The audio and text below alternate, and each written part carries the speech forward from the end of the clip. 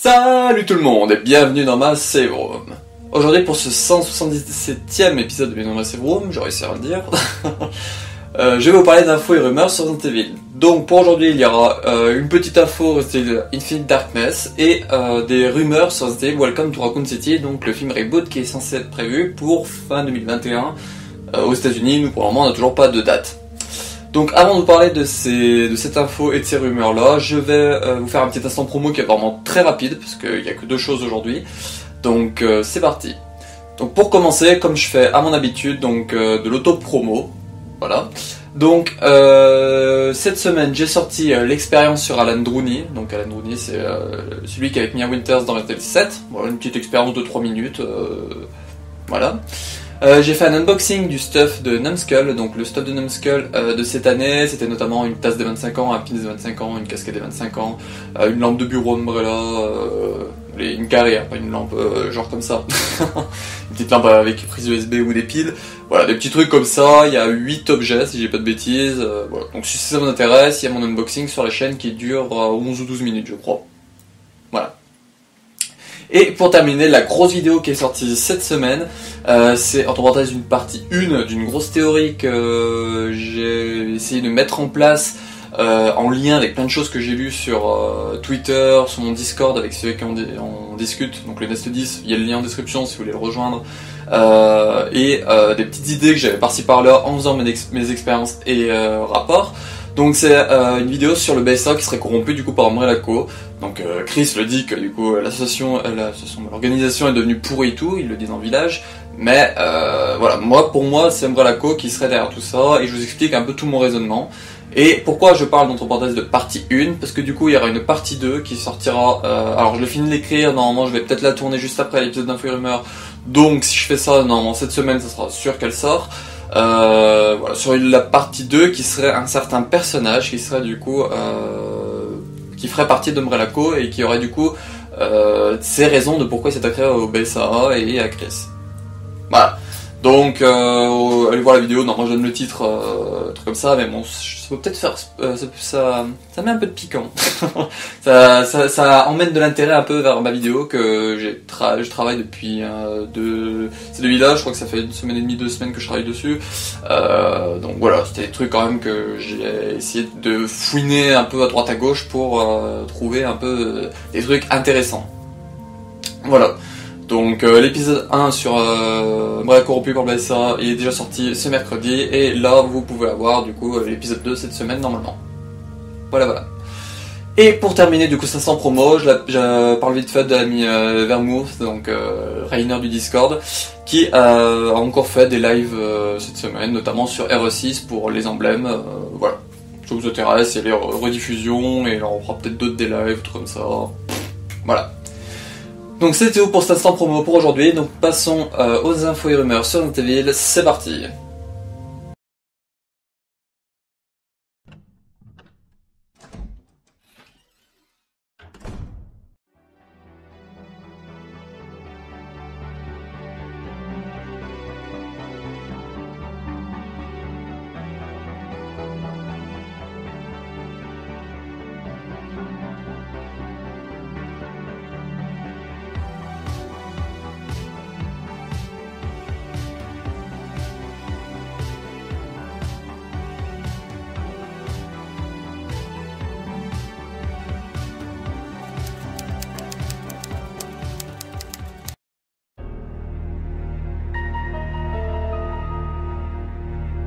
Les infos Resident Evil Infinite Darkness que j'aurai pour aujourd'hui, donc c'est plutôt l'info.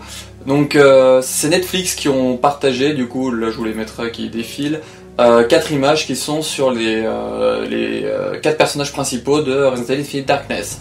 Donc nous avons, alors si je ne dis pas de bêtises, Leon S. Kennedy, ensuite Claire Redfield, ensuite, alors je crois que ça peut être Jason, j'ai vraiment un doute, j'ai pas retenu encore les noms, je crois que c'est Jason, et la dernière, Cheng Mei. Ouais, je crois que c'est Shen Mei, le personnage asiatique, féminin, voilà. Donc je vous ferai défiler vite fait les photos, c'est pas... Voilà, c'est des artworks qu'on a déjà vus, qui sont mis avec un fond et du coup marqué dessus Resident Evil Darkness. Mais bon voilà, ça compte quand même comme une petite info Resident Evil Darkness, et du coup ça me permet de vous rappeler que la série sort le 8 juillet sur Netflix, qui sera techniquement, il n'y a toujours pas encore c'est une info qui était sur le site Portal, donc techniquement c'est une vraie info, qui serait du coup une série de 4 épisodes de 25 minutes, voilà, donc c'est pas ouf, comme je le dis à chaque fois, mais bon, je me répète peut-être, mais voilà, c'est pas ouf. Donc voilà. Donc je pense faire une vidéo avis sur Infinite Darkness une fois que j'aurai vu. Donc si ça sort le 8, potentiellement le 9, vous l'aurez. Voilà. Donc c'est à voir tout ça sur ce que je vais faire, parce que déjà que cette semaine, normalement il y aura 2 expériences, il y aura potentiellement le théorie 2, et potentiellement un info et rumeur, ça fera peut-être 5 vidéos en une semaine, ça va peut-être faire un peu beaucoup, donc c'est pour ça. Mais après, une vidéo à vie, techniquement, je vais peut-être pas tergiverser 50 ans dessus, voilà, ce sera à voir, en gros. Donc voilà, c'était tout pour Infinite Darkness que j'avais pour aujourd'hui, donc j'attends quand même beaucoup la série, j'espère qu'elle va nous raconter 2-3 trucs en plus, j'espère, comme je vous dis dans ma vidéo théorie numéro 1, ma vidéo partie 1, c'est que j'espère qu'on va apprendre pourquoi Umbrella Co a été rétabli en 2007, parce que vu que ça se passe en 2006, voilà, il pourrait expliquer pourquoi ça se passe en 2006, Infinite Darkness. Voilà. Donc là, nous allons passer aux rumeurs sur une série Welcome to Raccoon City, donc le film reboot. C'est parti.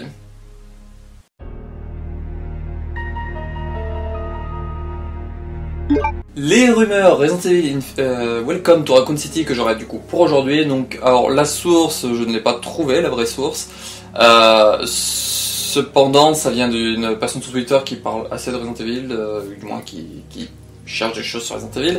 Et il y a certaines rumeurs que j'avais déjà parlé et que du coup je reparlerai un peu aujourd'hui. Donc voilà, je me suis dit, voilà, ça peut potentiellement compter comme rumeur. C'est des rumeurs, donc ok, on s'en fout. Donc la première rumeur, donc du coup, ça serait que Raccoon City ne serait pas une ville prospère, mais plutôt une ville mourante comme Détroit. Alors ça, j'en avais déjà parlé dans un épisode d'Info et Rumeurs, c'est qu'il y avait une rumeur, je crois que c'était même Aesthetic Gamer qui l'avait dit, comme quoi, faut pas s'attendre à Raccoon City au top, ça serait techniquement une ville mourante avec, je crois qu'il disait même, c'est ces termes, hein, une ville de merde. Donc voilà, c'est redit encore là dans ces théories-là. Là, une autre rumeur plutôt. Une autre rumeur que du coup avait été dite aussi, je crois, par Esthétique. Donc Lisa Trevor aura un rôle plus en avant, en quelque sorte, car elle aurait rencontré Claire à l'orphelinat. Parce que oui, selon les autres rumeurs, Chris et Claire auraient été du coup dans l'orphelinat de Raccoon City, et là-bas ils auraient rencontré Lisa Trevor.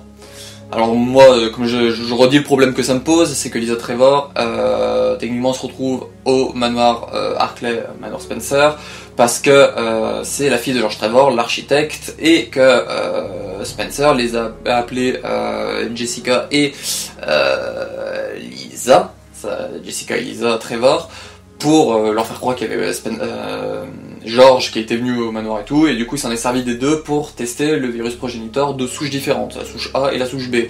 Sauf que là, du coup, si techniquement elle est à l'orphelinat, comment va-t-elle se retrouver au manoir Hartley, qui est sûr dans le film, ils l'ont dit, comment va-t-elle se retrouver au manoir Hartley et va devenir le monstre Lisa Trevor qui du coup a subi de nombreuses expérimentations au fil des années. C'est pas logique. Lisa Trevor, c'est minimum presque peut-être pas 30 ans, allez on va dire, je crois que début des années 90 ils lui ont foutu un peu la paix, allez on va dire une vingtaine d'années, ouais, une vingtaine d'années de tests où elle a été testée sur différents trucs et tout, observée, machin comme ça. Là techniquement si elle était orpheline et que Chris et Claire ont leur âge qu'ils ont dans les jeux, donc du coup 17 et 25, 17 et 25 je crois, pour Claire et Chris, bah ça voudrait dire que Claire avait moins 3 ans minimum et que Chris avait 5 ans. C'est pas ouf. Mais bon, voilà, c'est une adaptation et tout, donc on sait que ça va pas être fidèle, mais bon voilà, là avec tout ce que je vais vous dire aujourd'hui, techniquement, ceux qui avaient un minimum d'espoir dans le film comme moi niveau histoire, vous allez oublier. Du coup, voilà. Claire et Chris se retrouveraient à Raccoon City avant l'incident du manoir. Donc, si vous savez les jeux, donc l'incident du manoir se déroule en juillet 1998 et Raccoon City fin septembre 1998. Donc, 2 mois les séparent. Sauf que là, pour le film, l'événement du manoir et les événements de l'incident de Raccoon City, les événements de Raccoon City, se passeront tous la même journée. Donc rien que là, déjà, ça foire beaucoup de choses. Et du coup, tout se passe dans la même journée, Claire et Chris se retrouveraient du coup à Raccoon City avant que Chris parte au manoir.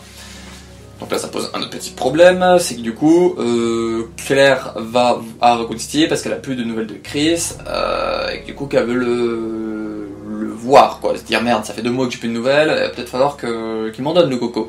Donc elle y va en personne, sauf que là, techniquement, s'il n'a pas été encore à l'incident du manoir, pourquoi il lui répondrait pas?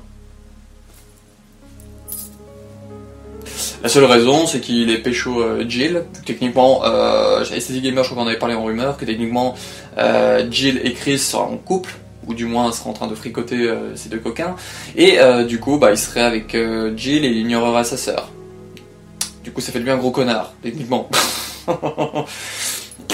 Voilà, donc on verra tout ce que ça va être tout ça, ça reste que des rumeurs et tout, mais bon, voilà, ça gâche un peu, encore une fois, du truc, de tout faire la même journée. Alors là, le gros problème pour Bibi, parce que moi qui adore Léon, donc Léon serait différent du Léon qu'on connaît des jeux. Physiquement, on avait déjà un petit ordre d'idée, mais là, ça a l'air d'être dans son caractère et tout. Son caractère pourrait être un débile. Pourquoi je dis ça? Parce que du coup, cette rumeur rajoute un personnage nommé Kevin, donc je sais pas, peut-être Kevin Dooley, ou il y a peut-être un acteur qui s'appelle Kevin, je sais pas d'où sort ce Kevin, qui lui dirait, du coup, à Léon, Léon S. Kennedy, que veut dire le S, pour interrogation, stupide, pour interrogation.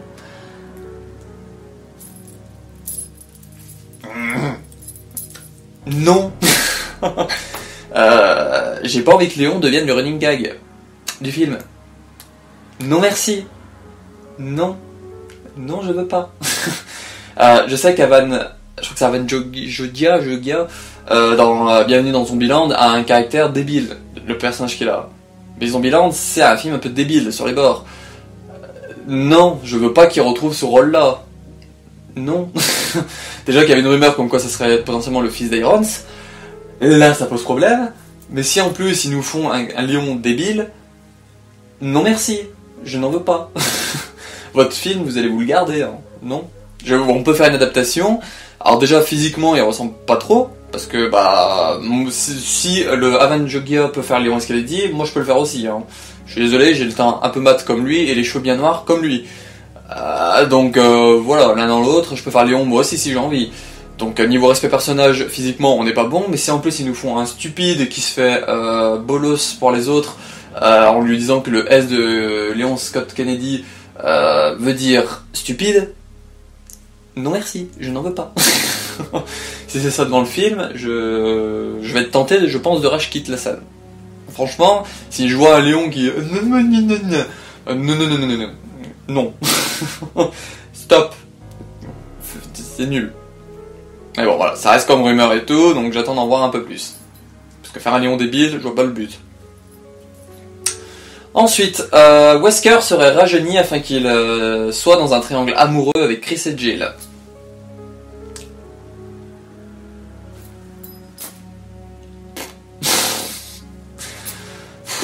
Faites ce que vous voulez. On a déjà un Wesker noir dans la série Netflix. Alors bon, un Wesker plus jeune pour pouvoir pécho. Alors ils disent pas qui. Alors soit Chris, soit Jill. Voilà.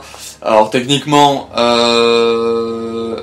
je pense que la logique d'Hollywood, ce sera Jill. Mais la logique des fans serait Chris. Parce qu'il y a beaucoup de ship Chris Wesker. Bah... En même temps, Chris, il le ship avec tout le monde, avec Pierce, avec Jill, avec Léon, il y en a un qui le ship avec Claire, c'est complètement dégueulasse, mais bon, on n'est pas là pour parler des ships chelous. Voilà, rajeunir Wesker pour lui faire un petit triangle amoureux avec Chris et Jill, c'est pas ouf. Et encore une fois, avec qui ils vont le mettre? Alors, avec Chris, ça serait très drôle, hein.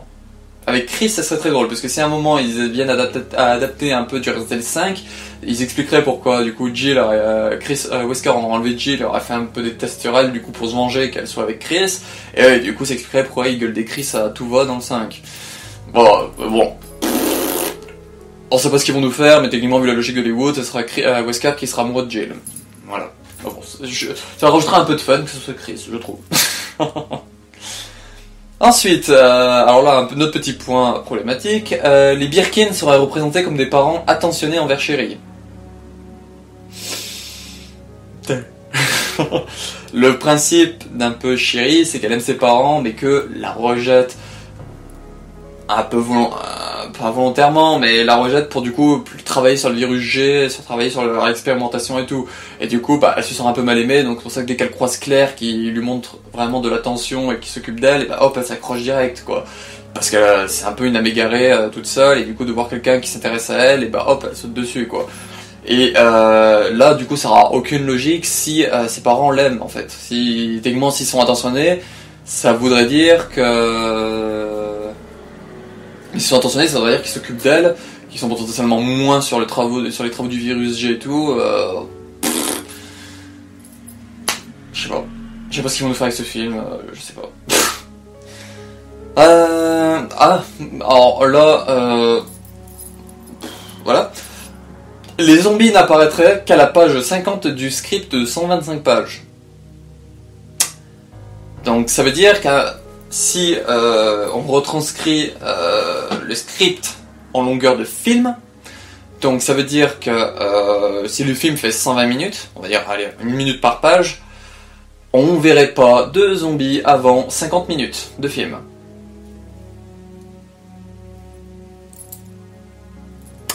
Voilà. Alors, je sais que je rejette souvent les gens qui disent ouais non mais Resident Evil c'est du zombie, il y a pas autre chose et tout. Si, c'est pas que du zombie Resident Evil, c'est plutôt les armes biologiques, tout ce qui crée avec des virus, tout ça. Mais les zombies occupent quand même une grosse place. Quand tu veux adapter Resident Evil 1 et Resident Evil 2, les zombies ont une place énorme. Attendre 50 pages sur 125, donc pratiquement la moitié des pages du script pour faire apparaître le premier zombie. Qu'est-ce qu'ils vont nous raconter au début? Je veux pas du blabla, je veux pas du pendant 30 minutes qui me racontent leur vie. Je veux un peu de background, machin comme ça, mais ils peuvent se le dire en avançant, un petit flashback au début, disant voilà, Raccoon City, une ville en train de crever, il y a une équipe des Stars qui a été créée, je veux même pas savoir la raison pourquoi ils ont créé les Stars, j'attends vraiment d'avoir le casting final pour voir s'il y a les autres membres des Stars, parce que là, je sens qu'ils nous ont fait une équipe des Stars avec juste une équipe alpha, comportant Wesker, Chris, Léon, Jill, Richard Aiken, et comment il s'appelle l'autre, Enrico Marini. Je sens qu'ils nous ont fait une équipe des Stars un peu pourrie du cul. Je me doute vraiment qu'on aura Alpha et Bravo. J'ai vraiment un gros doute là-dessus parce que qu'on n'ait pas au casting encore Barry et Rebecca, ça me pose problème. Ça me pose vraiment un problème sur le fait que potentiellement on aura l'équipe Alpha et Bravo. Donc là, franchement, ne pas avoir de zombies avant plus de la moitié du script, ça pose vraiment problème. Je sais pas ce qu'ils vont nous raconter tout le début, à moins que le début, ils nous racontent Umbrella et puis sa genèse et tout ça. Ouais, mais bon, techniquement, ils vont peut-être bien nous montrer Là, ils parlent de zombies, selon les rumeurs. Parce que oui, ça reste des rumeurs, attention. Là, ça parle de zombies, mais peut-être qu'on verra des cerbères, ou des rats zombies, ou des conneries dans le genre. Là, ils parlent de zombies humains, potentiellement.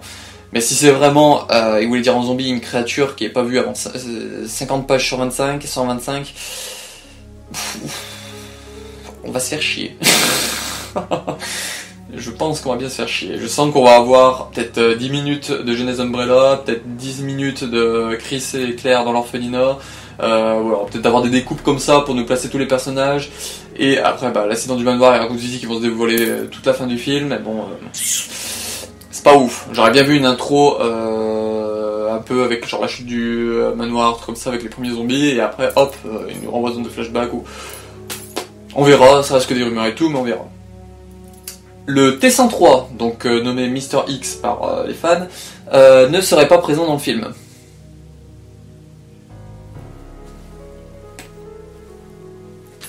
Ouais, Voilà, c'est une rumeur, mais bon... Faites ce que vous voulez. Pourquoi je fais ça? Parce que la prochaine rumeur, c'est Raccoon City serait détruite à la fin du film. Voilà. Pourquoi ce film me pose problème? J'en ai parlé plusieurs fois, j'ai même fait une vidéo sur moi, ce que j'espérais d'un univers Resident Evil film et série, notamment que le premier film se base sur Resident Evil 0 et Resident Evil 1, qui se passe la même nuit, avec des personnages qui se croisent, vu que c'est les Stars, donc un film dédié aux Stars, un peu de Raccoon City peut-être au début comme ça, mais voilà, ça aurait été logique, et puis du coup le film numéro 2 aurait eu du coup Resident Evil 2 et Resident Evil 3, pour nous placer vraiment max de personnages liés à Raccoon City. Là, ils nous font dans le même film Resident Evil 1 et Resident Evil 2. Alors, pourquoi ça pose problème? Parce que raconter des événements aussi longs que Resident Evil 1 et 2 dans le même film, il y a beaucoup de trucs cutés. Comme vous avez vu, ils vont se baser sur du Chris et Claire qui ont grandi dans de l'orphelinat, qui sont les personnages principaux, qui ont Raccoon City en train de mourir et tout. C'est pas ouf. Donc je sens qu'on va avoir du blabla tout autour du film, autour de ces choses. Et ensuite, ça annonce beaucoup d'ennemis qui vont kick. Alors, Richard Aiken avait teasé que techniquement on aura potentiellement le Yorn, donc le serpent, le Neptune, le requin, et les Crimson Head. Voilà, donc il nous a teasé ça via des cartouches et tout. Cependant, parler de Raccoon City, donc les événements de Resident Evil 2, et du coup potentiellement Resident Evil 3, parce qu'il y aura Jill aussi à Raccoon City avec Chris, mais ne pas mettre le T-103, donc Mister X, c'est un peu problématique pour moi. Parce que où pourrait se retrouver du coup un T-103 autre part que à Raccoon City? Voilà. Je sais pas. Tout comme Nemesis. Personnellement, Nemesis, je ne pense pas le voir dans le film Welcome to Raccoon City. Je ne le vois pas. Parce qu'ils disent à chaque fois qu'ils sont basés sur Resident Evil 1 et Resident Evil 2. Ils parlent pas de Resident Evil 3. Donc, soit ils nous le gardent pour un prochain film qui se passera dans une autre ville ou une attaque de terroristes et du coup il y aura un Nemesis perdu au milieu qui sera pas du coup à Raccoon City. Soit tout ce qui concerne le T-103 et Nemesis, on ira se faire foutre pour cette saga là. Voilà. Donc déjà ça part mal pour moi parce que certes ils placent du Yawn et du Crimson Head machin comme ça, donc c'est sympa. Mais oublier des ABO comme le T-103 et Nemesis, ça pose un énorme problème pour moi, je trouve. Après, vous pourrez me dire vous si en commentaire si ça vous pose problème aussi ou pas, mais bon, moi ça me pose un énorme problème, cela. Voilà, donc on n'a plus qu'à attendre des nouvelles infos, des vraies infos sur le film. Pour le moment c'est que toutes des rumeurs et tout, donc une première bande-annonce, je la verrais bien pop cet été, voire en septembre personnellement, donc... Voilà, on va attendre ça. Au début, il m'intéressait beaucoup quand je voyais les photos de tournage et tout, mais là, plus j'en apprends, plus ça fait peur. Le casting fait quand même un peu peur pour certains choix. Jill, pour moi, franchement, ça peut passer. Franchement, je l'ai vu dans Ant-Man 2, où j'ai vu des images d'elle. L'actrice qui fait Jill, ça peut passer. Mais Léon, par exemple, non. Quand j'ai vu les photos où il est en tenue avec les cheveux noirs, là... même pas de coupe devant les yeux, même pas blond, un minimum blond, un truc comme ça, mais vraiment les cheveux là, bouclés. Non, pour moi je reconnais pas Léon là-dedans. Wesker, j'attends de voir, parce que techniquement l'acteur qui ils ont pris Wesker, il a les cheveux ultra courts, il est bien baraque et tout, il peut avoir une bonne tête, je pense, je sais pas, j'attends de le voir en tenue Stars, mais franchement le film, le seul truc qui m'intéresse pour le moment, c'est les décors, les ABO et les costumes. Ah. Je pense qu'il y a que ça qui va m'intéresser vraiment dans le film pour le moment, parce que casting, il pue quand même un peu la merde, et l'histoire, elle pue la merde, et le synopsis officiel, et les rumeurs rajoutent une petite nuée de caca par-dessus. Voilà.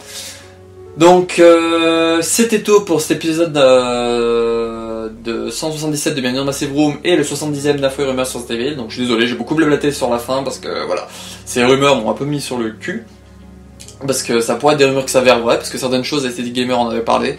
Voilà. Donc, comme je vous ai dit, courant cette vidéo, cette semaine, il y aura du coup une expérience sur... je peux vous dire le nom, il y aura une expérience, normalement si j'ai pas de bêtises, sur André Stickland et sur Peter Walken, donc deux membres des Surrogators. Il y aura potentiellement la vidéo théorie numéro 2 sur la suite de Umbrella, BSA corrompu par Umbrella Co. Potentiellement mon avis sur Infinite Darkness et un potentiel info et rumeur fin de semaine. Voilà. Donc 5 vidéos potentiellement cette semaine. Voilà,